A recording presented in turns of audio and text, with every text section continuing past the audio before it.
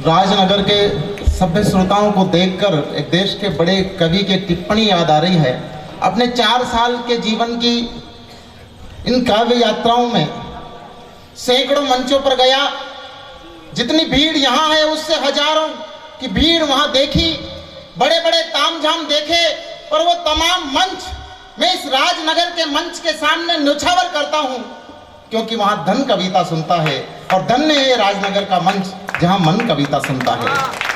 मित्रों, इस कार्यक्रम के संस्थापक अध्यक्ष माननीय दिनेश जी पालीवाल, मेरे छोटे भाई गिरीश पालीवाल, पार्षद मोहन जी कुमावत, पिछले 4 साल के इस काव्य यात्रा में गणेश उत्सव के दर्जनों मंचों पर गया हूं।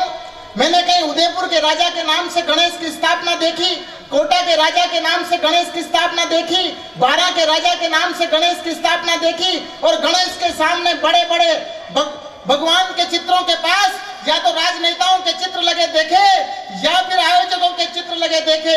मैं प्रणाम करता हूं आपकी पूरी टीम को, आपने वो चित्र लगाया है जिसने इस देश से अंग्रेजों को भगाने के लिए, मां भारती को जगाने के लिए उस लोकमान्य बाल गंगाधर तिलक ने इस गणेश उत्सव की स्थापना की। मैं प्रणाम करता हूं आपकी देशभक्ति को, और एक दावे के साथ कहना चाहता हूं, ये तो हमारा दुर्भाग्य था कि देश में आजादी का सूरज उगने से पहले लोकमान्य बाल गंगाधर तिलक अंतिम प्रयाण कर गए। यदि संविधान सभा के गठन तक और संविधान लागू होने तक जीवित होते तो इस देश में किसी भी हालत में धारा 370 लागू नहीं होती। अच्छी बात। मैं कहना चाहता हूं, किन परिस्थितियों में धारा 370 लागू हुई? हमने इसलिए कि कश्मीर को विशेष दर्जा दिया जा सके, कश्मीर का विकास किया जा सके, उन्हें अपनाया जा सके, इसलिए हमने धारा 370 लगाई। पर किन परिस्थितियों में हटानी पड़ी? हमने धारा 370 थाल सजाकर सौंपी थी। परिस्थितियों को याद करना, हमने धारा 370 थाल सजाकर सौंपी थी, और तुमने भारत के सीने में छुरी कटारें घोंपी थी। हमने धारा 370 थाल सजाकर सौंपी थी, तुमने भारत के सीने में छुरी कटारें घोंपी थी। चांद सितारे वाले झंडे थे घाटी की गलियों में, सीमा पार पड़ोसी वाली बातें थी रंगरलियों में, अमर तिरंगा चौराहों पर फाड़ा नहीं गया होता, रुआ पाकिस्तानी हो जाने का झाड़ा नहीं गया होता, भारत माता के सजदे में घुटने गर टेके होते, मुट्ठी भर रुपयों की खातिर पत्थर ना फेंके होते। भारत माता के सजदे में घुटने गर टेके होते, मुट्ठी भर रुपयों के खातिर पत्थर ना फेंके होते, विधानसभा में पाकिस्तानी नारे ना गूंजे होते, तो 35 के अक्षर हमने मंत्र मानकर पूजे होते। हाँ, संसद ने बचा लिया है भारत माँ के छत्तर को। हाँ, संसद ने बचा लिया है भारत माँ के छत्तर को, और 70 दिन में हटा दिया है धारा 370 को, और 70 दिन में हटा दिया है धारा 370 को। अरे साहब, हमने चाहा तो कुछ और था। तुमने दहशतगर्दी को अपना ईमान बना डाला। क्या बदलाव आने वाला है कश्मीर में, दावे के साथ कहना चाहता हूं। तुमने दहशतगर्दी को अपना ईमान बना डाला। हमने स्वर्ग बनाना चाहा, तुमने कब्रिस्तान बना डाला। तुमने दहशतगर्दी को अपना ईमान बना डाला, हमने स्वर्ग बनाना चाहा, तुमने कब्रिस्तान बना डाला। अब घाटी की बागडोर है बस दिल्ली के हाथों में, कुछ करने और गुजरने की ताकत है जज्बातों में, प्रेम गीत लिखे जाएंगे हब्बा के अरमानों पर, गोला बारूद नहीं बिकेगा परचूनी दुकानों पर। तुमने हब्बा कश्मीर की एक, दादा मंच के तमाम लोग जानते हैं, हब्बा खातून कश्मीर की एक बहुत बड़ी कवित्री रही है। बिल्कुल। तुमने दहशतगर्दी को अपना ईमान बना डाला, हमने स्वर्ग बनाना चाहा, तुमने कब्रिस्तान बना डाला। अब घाटी की बागडोर है बस दिल्ली के हाथों में, कुछ करने और गुजरने की ताकत है जज्बातों में, प्रेम गीत लिखे जाएंगे हब्बा के अरमानों पर, गोला बारूद नहीं बिकेगा परचूनी दुकानों पर, रावी की उत्ताल तरंगे मिल राग मलारे गाएगी, और हवा में वादी खुशबू केसर की बिखराएगी। सिंधु की लहरों में अब आतंकी नाद नहीं होगा, सिंधु की लहरों में अब आतंकी नाद नहीं होगा, पापी पाक पड़ोसी से कोई संवाद नहीं होगा। अरे चंडी सी बनकर सेना, रणचंडी सी बनकर सेना अरिमुंडों को काटेगी और दानव दल की गर्दन अब वैष्णव की पकतल चाटेगी।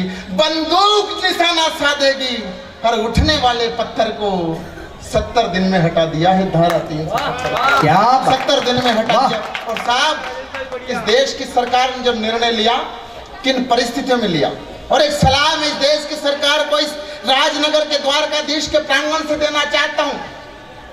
केसर की क्यारी में पाकिस्तानी झंडे थे, क्यों धारा 370 हटाई हमने साहब? और कोई कहे तो ये मेरा उपाय बताना कि केसर की क्यारी में पाकिस्तानी झंडे थे, पत्थर सेना पर फेंक रहे रोज रोज मुस्टंडे थे, पेलेट गन पर बंदिश थी और बातें थी मानव अधिकारों की।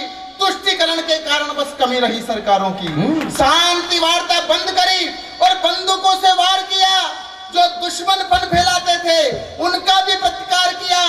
एक बार फन कुचला है फिर ना फुफकारा जाएगा। एक बार फन कुचला है फिर ना फुफकारा जाएगा।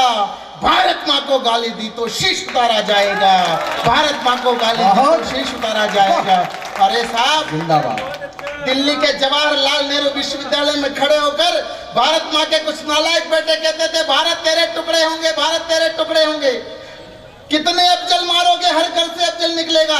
एक दावा करना चाहता हूं साहब, 3-4 साल पहले वो अफजल वहां से निकला था और इस देश की सरकार ने ऐसा उपाय किया, आज तक देश के किसी विश्वविद्यालय में जाकर किसी के देश विरोधी नारे लगाने की हिम्मत नहीं हुई। मुझे दुख होता है साहब, जब राजस्थान के विद्यालयों में मां सरस्वती की वंदना होती है, लोग कहते हैं मां सरस्वती की वंदना सांप्रदायिक है। अरे साहब, दिल्ली के जवाहरलाल नेहरू विश्वविद्यालय में अफजल गुरु की प्रतिमा लगाकर उसकी पूजा वंदना करना सांप्रदायिक नहीं है और मां सरस्वती की वंदना सांप्रदायिक है। तब राजेंद्र गौड़ जैसा अदना सा कलमकार लिखता है, शिक्षा के मंदिर में पूजा होती थी गद्दारों की।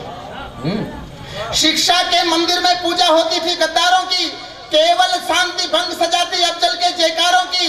कोई हंस हंस कर नारा देता था भारत की बर्बादी के, कोई प्रश्न उठाता था अभिव्यक्ति की आजादी के, कोई भारत मुर्दाबाद कहे तो भी चुप रह जाते थे। कैसे नालायक बेटे थे, इतना तक सह जाते थे। शिक्षा के मंदिर में पूजा होती थी गद्दारों की, केवल शांति भंग सजाती अफजल के जयकारों की। कोई हंस हंस कर नारे देता था भारत की बर्बादी के, कोई प्रश्न उठाता था अभिव्यक्ति की आजादी के, कोई भारत मुर्दाबाद कहे तो भी चुप रह जाते थे। कैसे नालायक बेटे थे, इतना तक सह जाते थे। ये वक्त हमारा अपना है। 19 आया है, 24 भी आएगा और 29 भी आएगा और 34 भी आएगा। ये वक्त हमारा अपना है, फिर दोबारा आएगा। भारत माँ को गाली दी तो शीश उतारा जाएगा। भारत माँ को। और मैं एक बात दावे के साथ कहना चाहता हूं साहब, जो लोग वंदे मातरम का नारा देने से कतराते हैं, जो लोग ये कहते हैं मेरी गर्दन पर चाकू रख दे तब भी भारत माता की जय नहीं बोलूंगा, मैं पूरे दावे के साथ कहना चाहता हूं, जो लोग इस माटी की वंदना करने से कतराते हैं, उन तमाम लोगों के तार या तो चाइना के साथ जुड़े हुए हैं, या उन तमाम लोगों के तार पाकिस्तान के साथ जुड़े हुए हैं, या फिर उन तमाम लोगों के तार बांग्लादेश के साथ जुड़े हुए हैं। एक चेतावनी देते हुए सजा मुकर्रर करना चाहता हूं, कह देना जाकर के अपने परदेसी आका से, कह देना जाकर के अपने परदेसी आका से, कह देना जाकर के लाहौर कराची ढाका से, कह देना जाकर के अपने परदेसी आका से, कह देना जाकर के लाहौर कराची ढाका से, कह देना जाकर के उस माओ वाली गोली से, कह देना जाकर के उस नक्सल वाली बोली से, कह देना जाकर कि भारत जाग उठाए, कह देना जाकर कि भारत जाग उठाए, युवा देश का लिए हाथ में आग उठाए, लटका देंगे चौराहों पर, चुन चुन कर मारा जाएगा। भारत माँ को गाली दी तो शीश उतारा जाएगा। भारत माँ को गाली दी तो शीश उतारा जाएगा। मित्रों, इस देश ने कश्मीर में पानी की तरह पैसे बहाए, पर कश्मीर के भटके हुए नौजवानों ने, घुसपैठियों ने, आतंकवादियों ने हमारे सैनिकों का खून बहाया। हमने हमारा दिल, जान, मन निकाल कर कश्मीर में फेंका, पर उन्होंने सिर्फ और सिर्फ इस देश की सेना पर पत्थर फेंके। ये मेरा दुर्भाग्य मानिए, सौभाग्य मानिए। मैं उस सांगोद तहसील का रहने वाला हूं जिसने अभी पुलवामा के हमले में हेमराज मेरा नाम का शहीद दिया। उस गांव का रहने वाला हूं जहां से 20 किलोमीटर दूर मुकुट बिहारी मीणा नाम का एक शहीद 1 साल पहले हुआ। और ये मेरा सौभाग्य मानिए, दुर्भाग्य मानिए, मैं उन दोनों की शव यात्रा में शामिल रहा। जब उसके घर गया, 7 साल का बेटा हेमराज मीणा का 7 साल का बेटा विशाल, सब लोग रो रहे थे। वो कह रहा था भारत माता की जय, पाकिस्तान मुर्दाबाद, पाकिस्तान मुर्दाबाद। ठीक उसके 10 दिन बाद, एक विद्यालय में शिक्षक हूं मैं बच्चों को पत्र लिखना सिखा रहा था कि अपने पिता को पत्र कैसे लिखते हैं। मेरे पड़ोस के घर का एक बच्चा जो कक्षा 2 में पढ़ता है, 7 साल उसकी उम्र है, वो अपने पिता को पत्र लिखने लगता है। मैंने कहा बेटा, मैं कक्षा 8 के बच्चों को पत्र लिखना सिखा रहा हूं, ये इनके पेपर में काम आएगा, इनकी परीक्षा में काम आएगा, और तू तो 2 में पढ़ता है, तेरे क्या काम आएगा। वो बच्चा बोलता है गुरुजी, मेरे पापा सेना में है, साल में 1 बार मेरे घर आते हैं, मुझे भी उनकी याद आती है और मैं पत्र लिखना चाहता हूं। वो लिखता है। 7 साल का बच्चा जिसकी कक्षा 2 में पढ़ता है, कुछ लिखना सीख रहा है, अपने उस सैनिक का बेटा पत्र लिखता है, पापा पिछली बार दिलाया था गुब्बारा फूट गया है, पापा पिछली बार दिलाया था गुब्बारा फूट गया है, आंखें मलती है दादी चश्मा टूट गया है, फीस बढ़ गई है कॉलेज की बुआ का नाम कट गया, कई बार सिला था पर बाबा का कुर्ता फट गया, पापा वो पड़ोस का चंदू खिलौने दिखा दिखा कर खेलता है, कुछ कहो तो अपने बाप को बुलाकर धौंस पेलता है, अरे वो रामू चॉकलेट दिखाता है और दिखाकर रख लेता है, साला देता भी है तो पहले चख लेता है। पापा वो पड़ोस का रामू चॉकलेट दिखाता है और दिखाकर रख लेता है, साला देता भी है तो पहले चख लेता है। पापा तमाम दुख और गम हम पी रहे हैं, पापा तमाम दुख और गम हम पी रहे हैं, क्योंकि पापा देश के लिए जी रहे हैं, क्योंकि पापा देश के लिए जी रहे हैं। बस इतना ही लिखता है, क्या लिख पाएगा। 7 साल का बच्चा घर आता है, करुण रस की कविता में श्रृंगार का मेल होता है। उसकी माँ उस पत्र में लिखती आगे, क्योंकि उसके पति भी साल भर में 1 बार आते हैं। आ जाना होली पर दोनों रंग भरेंगे जीवन में, आ जाना होली पर दोनों रंग भरेंगे जीवन में, कई दिनों के बाद मिलेंगे, आग लगी है तन मन में, पर मुझको मालूम है तुम नहीं आओगे, क्योंकि तुमको मुझसे ज्यादा इस देश की मिट्टी से प्यार है। इस पूरी कविता में मैंने जानबूझकर 4 बार मिट्टी शब्द का प्रयोग किया है दादा। क्या और मिट्टी शब्द का प्रयोग इसलिए किया है, मिट्टी मिट्टी एक सैनिक का मान होती है। मिट्टी पंक्ति समझ में आए तो एक एक हाथ उठना चाहिए और तालियां बजनी चाहिए। मिट्टी मिट्टी एक सैनिक का मान होती है, मिट्टी एक सैनिक का सम्मान होती है, मिट्टी एक सैनिक का स्वाभिमान होती है। अरे ये मिट्टी ही तो है जो एक सैनिक के लिए सच्चा हिंदुस्तान होती है। वाह, बहुत अच्छे। चाहता हूँ आ जाना होली पर कविता अपने पैरों पर खड़ी होती है। आ जाना होली पर दोनों रंग भरेंगे जीवन में, कई दिनों के बाद मिलेंगे, आग लगी है तन मन में, पर मुझको मालूम है तुम नहीं आओगे, क्योंकि तुमको मुझसे ज्यादा इस देश की मिट्टी से प्यार है। मैं भी इसी की बेटी हूँ, मुझको कहाँ इनकार है। अरे कैसे भूल सकती हूँ मैंने मांग लिया था प्यार तुम्हारा तुमसे पिछली होली में।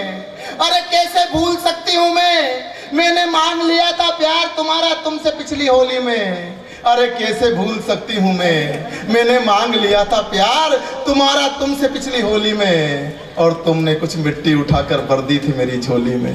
वाह, तिरंगे की शान के लिए अड़ते रही हो, जब तक दुश्मन सामने हो लड़ते रही हो, पर फुर्सत मिले तो आ जाना।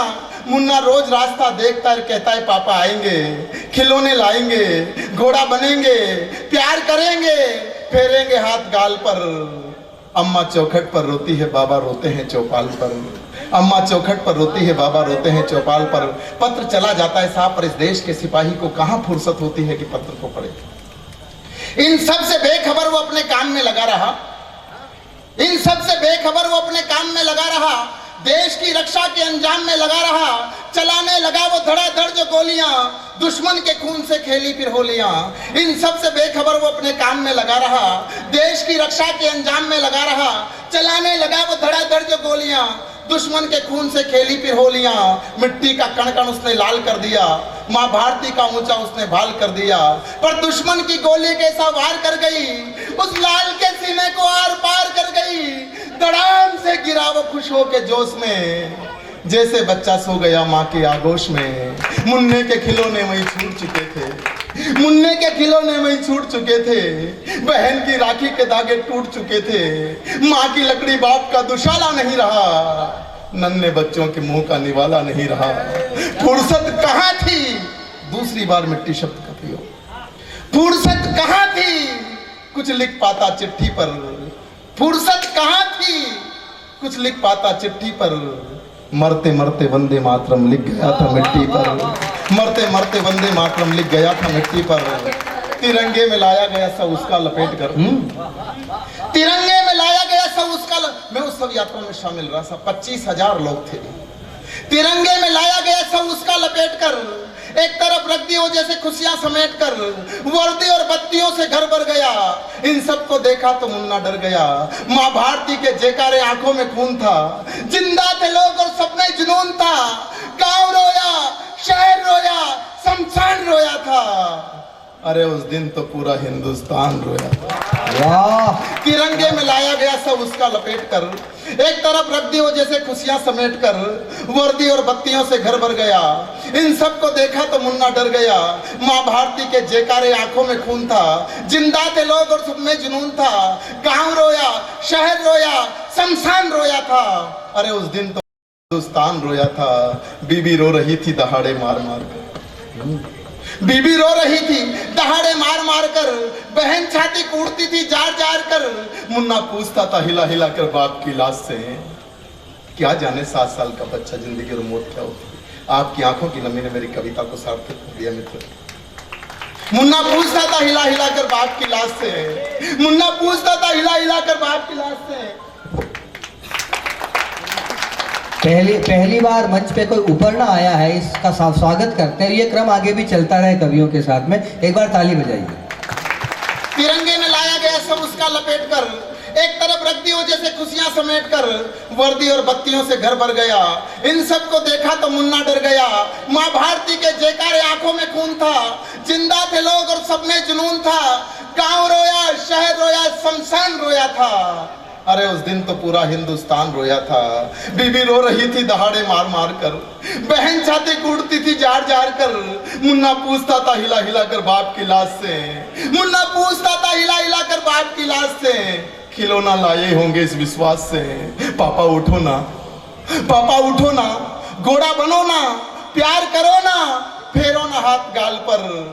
अम्मा चौखट पर रोती है, बाबा रोते हैं चौपाल पर। इन सब की रुलाई सुन सुनकर वो ऊब चुका था, इन सब की रुलाई सुन सुनकर वो ऊब चुका था। उसे क्या मालूम घर का सूरज डूब चुका था। और साहब जब एक बिहार में एक सैनिक शहीद होता है और जब मंत्री महोदय देर से आते हैं उसके घर, बिहार के एक मंत्री, उसकी माँ कहती है बड़ी देर से आए हो, और मंत्री जवाब देता है ये तो हम हैं जो तुम्हारे घर चले आए, वरना कुत्ते भी नहीं आते। इस देश का एक सांसद जवाब देता है अरे शहीद हो गए तो क्या हुआ, आपके बेटों को शहीद होने के लिए पैसा देती है सरकारें। क्या देती है सरकारें? 10 लाख, 20 लाख, 30 लाख, 40 लाख, 50 लाख। मैं दावा करता हूं मेरे सांगोद जैसे कस्बे में, कोटा शहर में 50 बाई 50 का प्लाट 50 लाख में नहीं आता। जो अपनी जिंदगी इस मिट्टी के लिए दे देता है, हम उसको मिट्टी का टुकड़ा नहीं दे सकते साहब। सरकारें बदल गई, व्यंग्य कस रहा हूं सरकारों पर। सरकारें बदल गई पर बदल न पाई आदत को। चंद सिक्कों में तोल गई उस अनमोल शहादत को। आए थे सब चले गए, पसरा बस सन्नाटा है। कुछ हाड़ मांस के पुतले हैं, दुखों का ज्वार भाटा है। उधार बंद हो गई है परचून की दुकान पर, सलवटे पड़ने लगी है होकर की मुस्कान पर। दूध वाला नाप देता है पहले जितना भूल से, बकाया फीस के नोटिस आने लगे हैं मुन्ने के स्कूल से। सब आंगन में खड़े होते हैं, सपने आंखों पे चढ़े होते हैं, देखते हैं आसमान और कहते हैं बेटा जिंदगी की दौड़ में क्यों सरपट दौड़ गए हो। इतना बता दो किनके भरोसे छोड़ गए हो, इतना बता दो किनके भरोसे। और कविता अपने अंतिम पायदान पर आप लोगों को एक जिम्मेदारी देकर जा रही है। कम से कम आपके 10, 20, 50, 100 किलोमीटर में किसी शहीद का परिवार रहता हो, 364 दिन अपने परिवार के लिए जिए, केवल एक दिन उस शहीद के परिवार में जाकर कहें। एक अभी तिरंगा यात्रा में एक सांसद साहब के साथ था, मैंने उनको कहा सांसद साहब एक उत्सव खूब मनाए हमने 15 अगस्त, 26 जनवरी, 2 अक्टूबर। एक उत्सव ऐसा भी मनाया जाए, एक उत्सव ऐसा भी मनाया जाए जिसमें शहीदों की चौखट को शीश नवाया जाए। तब कहना चाहता हूं आप तमाम लोगों को जिम्मेदारी देते हुए, प्रतीकों में बात कर रहा हूं, जाकर देखिए मुन्ने की फूली हुई सांस को, जाकर देखिए मुन्ने की फूली हुई सांस को, उस फूटे हुए फुक्के को फुलाने के विश्वास को। वो टूटा चश्मा अब भी फटे कुर्ते को सिलता है बार बार में। बेबस माँ बाप बहन काम करती है 2-4 हजार में। वो टूटा चश्मा अब भी फटे कुर्ते को सिलता है बार बार में। बेबस माँ बाप बहन काम करती है 2-4 हजार में। और मैंने अपने इस जीवन में इससे श्रेष्ठ पंक्ति नहीं लिखी। कविता का भावार्थ समझना और एक एक हाथ उस वीरांगना के सम्मान में उठना चाहिए। अरे वो मुन्ने की माँ हाय नायिका हो जैसे किसी स्वांग में। जाकर देखिए मुन्ने की फूली हुई सांस को, उस फूटे हुए फुक्के को फुलाने के विश्वास को। वो टूटा चश्मा अपनी फटे कुर्ते को सिलता है बार बार में। बेबस है माँ बाप बहन काम करते हैं 2-4 हजार में। अरे वो मुन्ने की माँ हाय नायिका हो जैसे किसी स्वांग में। अरे वो मुन्ने की माँ हाय नायिका हो जैसे किसी स्वांग में। अरे वो मुन्ने की माँ हाय नायिका हो जैसे किसी स्वांग में। पगली अब भी मिट्टी भर लेती है मांग में। कहती है प्रभु न्याय पर तेरा विश्वास नहीं है, हालांकि कुछ भी मेरे पास नहीं है। सब कुछ लुट गया है अब न लुटाना, जब तक मुन्ना बड़ा न हो हमको न उठाना। और जिम्मेदारी देकर जा रहा हूं आप लोगों को, फुर्सत मिले कभी नौकरी धंधे और व्यापार से, फुर्सत मिले कभी नौकरी धंधे और व्यापार से। पूछ आना हाल चाल शहीद के परिवार से। कहना जो कुछ हुआ उसके लिए हम शर्मिंदा हैं। राजू गया तो क्या अभी हम जिंदा हैं। राजू गया तो क्या। बहुत अच्छा राजेंद्र भाई ने